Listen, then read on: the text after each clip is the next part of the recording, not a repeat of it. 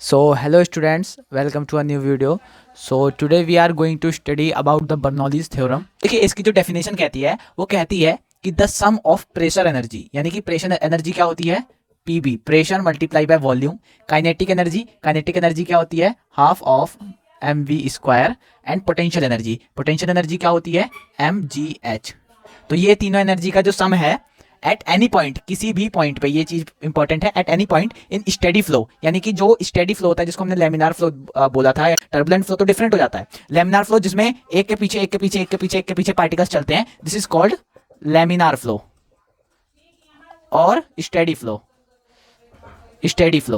और जो turbulent flow होता है उसमें पार्टिकल पहले एक के पीछे एक चलेगा, फिर कहीं भी चला जाएगा, फिर कहीं भी चला जाएगा, तो this is called turbulent flow. तो हमें टर्बुलेंट फ्लो में नहीं दिखेगा बर्नौलीज थ्योरम, हमें बर्नौलीज थ्योरम दिखेगा स्टेडी फ्लो में या तो लेमिनार फ्लो, दोनों एक ही होते हैं। तो इसमें हमें क्या दिखेगा, हमारा बर्नौलीज थ्योरम या जो भी हमारे बर्नौलीज साहब ने बोला था उनकी डेफिनेशन के हिसाब से वो चीज हम ऑब्जर्व कर पाएंगे। तो इसमें बोला एट एनी पॉइंट, किसी भी पॉइंट पे इन अ स्टेडी फ्लो, एक स्टेडी फ्लो में अगर कैलकुलेट करते हैं पर यूनिट वॉल्यूम पर कैलकुलेट करते हैं तो वो एक किसी कांस्टेंट के बराबर हो जाता है। यानी किसी कांस्टेंट के, इसको सपोज कर लेते हैं, उसके लिए बराबर हो जाता है फॉर आइडियल फ्लूइड, किसी एक आइडियल फ्लूइड क्या होता है जिसपे फ्लूइड के सारे लॉज जो है वो अप्लाई हो, तो that is called the ideal fluid. और आइडियल गैस क्या होता है जिसपे गैस के सारे लॉज अप्लाई हो। तो यहाँ पे ये बोला है कि जो हमारी प्रेशर एनर्जी है पर यूनिट वॉल्यूम प्लस ऑफ, यहाँ पे क्या बोला, काइनेटिक एनर्जी, यानी कि half of mass into velocity का स्क्वायर अपॉन में volume plus m g h upon में वॉल्यूम, बराबर होगा किसी कांस्टेंट के। अब वॉल्यूम से वॉल्यूम को काट देते हैं और मास बाय वॉल्यूम, देखो मास बाय वॉल्यूम क्या होता है, डेंसिटी, ये पता है। तो यहां पर मास है, यहां पर वॉल्यूम है, तो इसको हम क्या लिख सकते हैं, रो, यानी कि डेंसिटी। तो P plus half of rho v square plus mass by volume भी रो हो जाएगा, यहां पर भी मास है, यहां पर वॉल्यूम है, रो जी एच बराबर ऑफ किसी कांस्टेंट के। अब हमें यही चीज यहां पर प्रूव करनी है कि ये चीज कैसे आई, यानी कि इस चीज को हम किस तरह कर सकते हैं। तो सबसे पहले हम यहाँ पर एक छोटा सा डायग्राम बनाते हैं, जिस डायग्राम से आपको चीजें समझने में काफी ज्यादा हेल्प मिलेगी और उससे आप जो है बर्नौलीज थ्योरम को इजीली कर पाएंगे। अगर मैं इस तरह आपको करा दूं तो आपको क्या करना है, सिंपल रट्टा मार लोगे और फिर भूल जाओगे उसको। अगर मैं आपको डायग्राम से समझाऊंगा वो सारी चीजें तो आप डायग्राम आपके माइंड में रहेगा, और इन लेटर अगर बाद में आप उसे कभी भी करते हैं पेपर में या कहीं पर भी, तो आप सिंपली उस डायग्राम को बनाकर और बाकी आगे की पूरी थ्योरम को इजिली कर सकते हैं।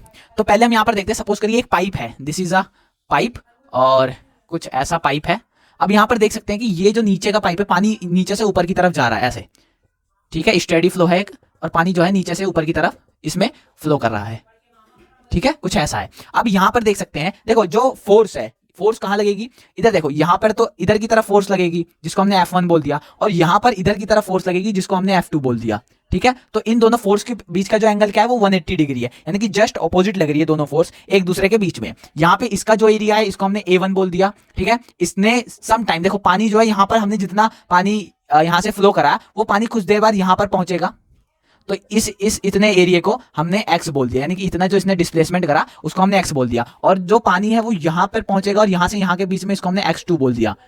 अच्छा, इक्वेशन ऑफ कंटिन्यूटी में क्या होता है, उसमें बोला मास पर टाइम इक्वल्स टू मास पर टाइम होता है, यानी कि जितना मास एंटर करेगा, जितना वॉल्यूम एंटर करेगा या जितना मास एंटर करेगा उतना ही मास एग्जिट करेगा। तो यहाँ पर देख सकते हैं जितना पानी एंटर करेगा उतना ही पानी सेम टाइम में एग्जिट करेगा पर यूनिट टाइम में। तो यहाँ पर क्या हो जाएगा, यहाँ पे जब एरिया ज्यादा है तो यहाँ पानी की जो वेलोसिटी है वो कम होगी, लेकिन यहाँ जब एरिया ज्यादा है तो यहाँ पानी की वेलोसिटी ज्यादा होगी। तो ये x हो गया, यहाँ पर ये v1 हो गया, यहाँ पर ये A2 हो गया और ये V2 हो गया, यानी कि डिफरेंट वेलोसिटी होगी डिफरेंट जगह पर। अब यहाँ पर कुछ ना कुछ प्रेशर भी होगा, यहाँ पर देखो ज्यादा प्रेशर होगा और यहाँ पर कम प्रेशर होगा। ऐसा क्यों, क्योंकि यहाँ पर जो है एरिया ज्यादा है, तो यहाँ पर हम इसको P1 कर देते हैं पुट और इसको P2 पुट कर देते हैं। अब आगे का यहाँ पे प्रोसीजर करते हैं। अब देखो ये ग्राउंड से, ये देखो मान लो इसको मैंने ग्राउंड बोल दिया, दिस इज ग्राउंड, ठीक। अब यहां से ये जो है वो किसी h हाइट पर है, तो सपोज करते हैं this is our h1 height, और यहां से भी किसी h हाइट पर है, तो it will be our h2 height. अब आइए आगे की चीजें करते हैं।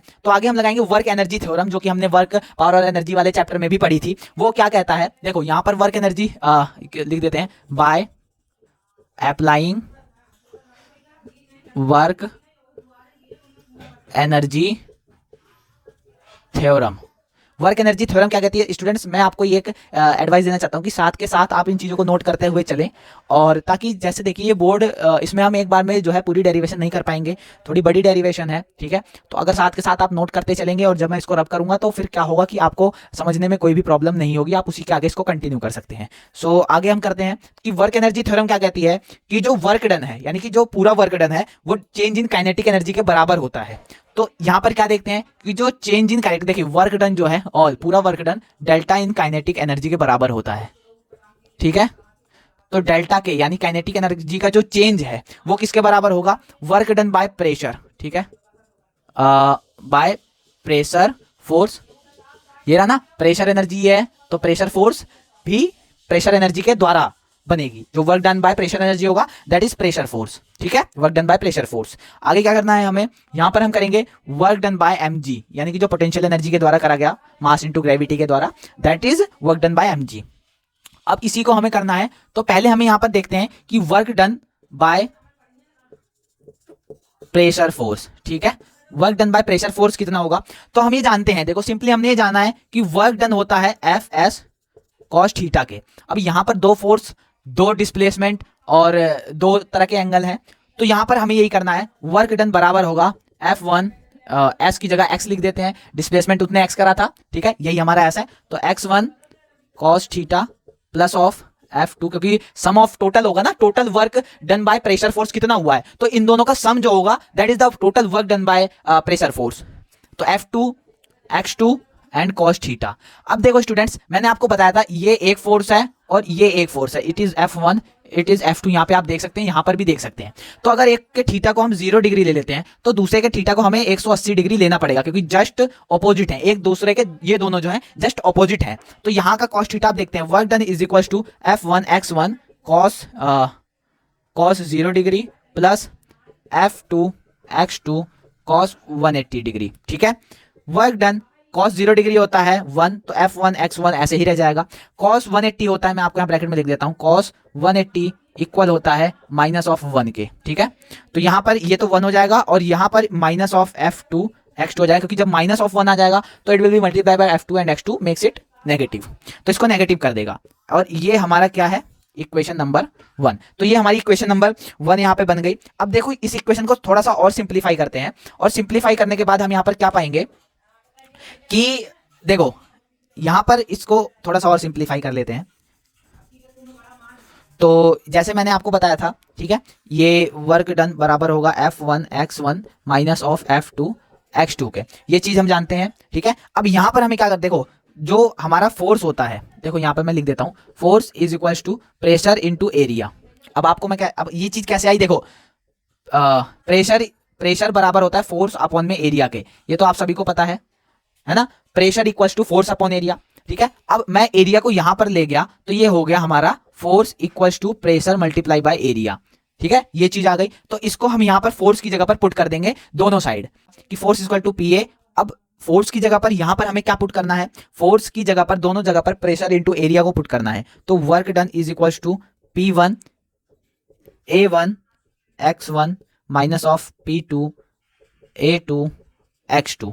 अब यहां पर हमें एक चीज देखनी पड़ेगी, देखो क्या होता है, प्रेशर जो है वो दोनों साइड डिफरेंट होगा, इधर अलग प्रेशर होगा और इधर अलग प्रेशर होगा। यहां पे प्रेशर कम होगा तो यहां पर वेलोसिटी ज्यादा होगी तो प्रेशर कम होगा, यहां वेलोसिटी कम है तो प्रेशर ज्यादा होगा, तो प्रेशर का तो वेरिएशन होगा दोनों में। लेकिन अब एक चीज हम देखते हैं, जब इक्वेशन ऑफ कंटिन्यूटी को फॉलो करते हैं तो ये बोलता है कि मास पर टाइम या वॉल्यूम पर टाइम जो एंटर है वो इक्वल होगा वॉल्यूम पर टाइम एग्जिट के। तो अब ये देखते हैं कि यहां से जितना वॉल्यूम अंदर जा रहा है वहां से उतना ही वॉल्यूम निकलेगा बाहर, बस ये है कि वेलोसिटी यहां डिफरेंट होगी और यहां डिफरेंट होगी, volume will be always remains same. तो यहां पर जो A इंटू एल है वो V के बराबर हो जाएगा, L यानी कि ये X जो है डिस्प्लेसमेंट, तो वर्क डन, अब ये दोनों इक्वल होंगे क्योंकि जब वॉल्यूम जितना एंटर होगा उतना ही एग्जिट के बराबर होगा। तो यहां पर P1 V minus of P2 V को कॉमन लेंगे तो वर्क डन हो जाएगा V P1 minus of P2, equation of 1। Continue करते हैं, वर्क एनर्जी थ्योरम लगाई थी, work done by PF plus work done by mg equal to delta क्या आया था, वर्क डन बाय PF यानी कि प्रेशर फोर्स वो हमारा आ गया था वॉल्यूम अपॉन में P1 माइनस P2, ये चीज हमने प्रूव कर दी थी and it is our equation number 1। अब सेकंड इक्वेशन पे आते हैं जो कि ये हमें निकालना है, इसको हम निकालने के लिए करेंगे वर्क डन बाय mg, किसके बराबर होता है work done by mg? Work done by mg बराबर होता है work done by conservative force, ठीक है, ये हम सब जानते हैं। और वर्क डन बाय mg जो होता है वो minus of work done by conservative force होता है। तो work done bye minus of conservative force यानी डेल्टा यू, ठीक है। अब वर्क डन बाय mg जो होगा वो ये होगा माइनस ऑफ यू फाइनल और यू इनिशियल, ठीक है।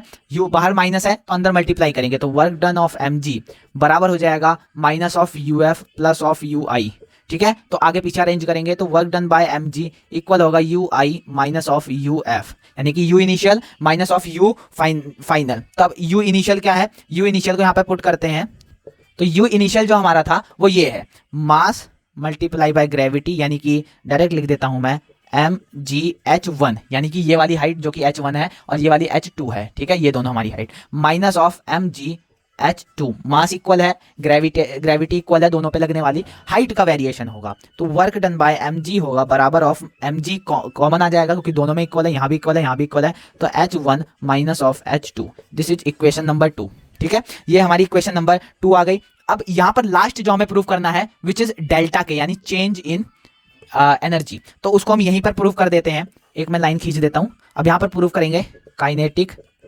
एनर्जी।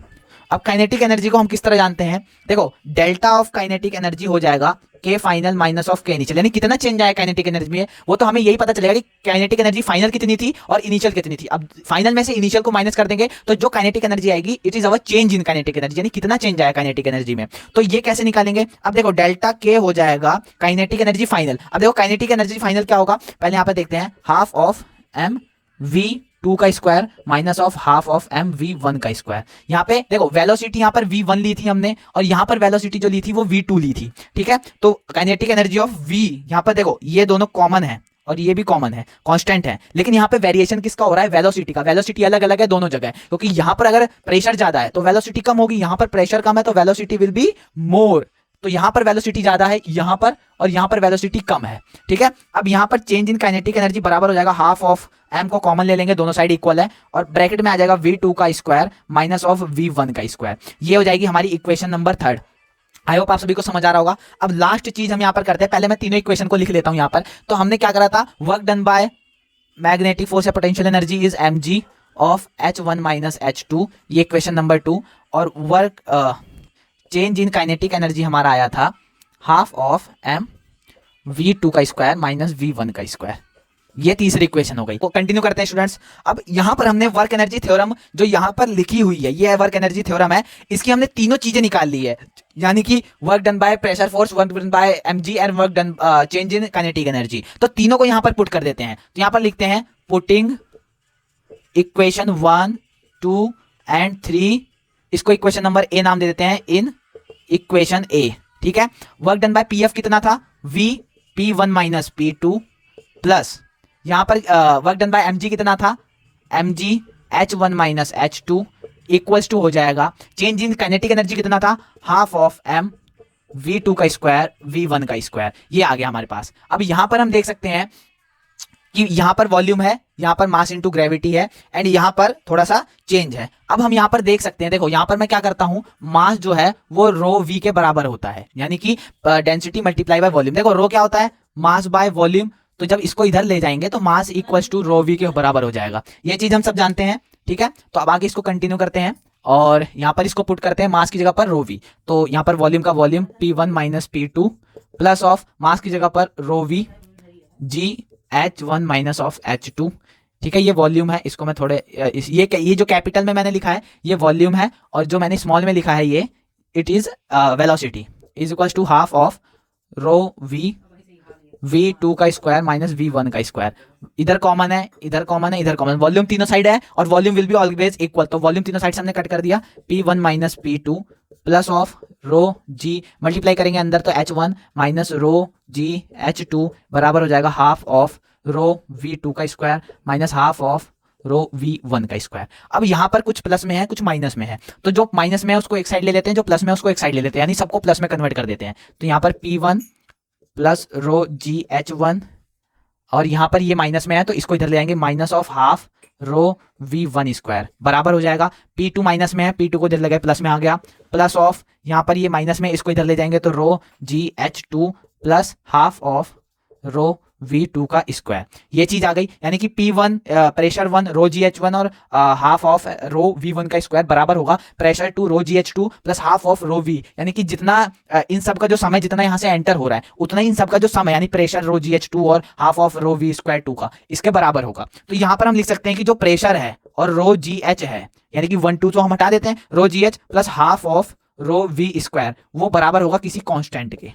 और यही हमने स्टार्टिंग में बोला था, ये हम यहाँ देख सकते हैं कि क्या बोला था, the sum of pressure energy, kinetic energy and potential energy at any point in steady flow calculated per unit volume is constant for ideal gas. ये किसी आइडियल फ्लूइड के लिए हो रहा है और ये कांस्टेंट है। तो यही हमने यहाँ पर प्रूव कर दिया, ठीक है, ये हमने प्रूव कर दिया यहाँ पर। आई होप आप सभी को समझ आया होगा and thank you so much for watching. Video को लाइक करें, चैनल को सब्सक्राइब करें।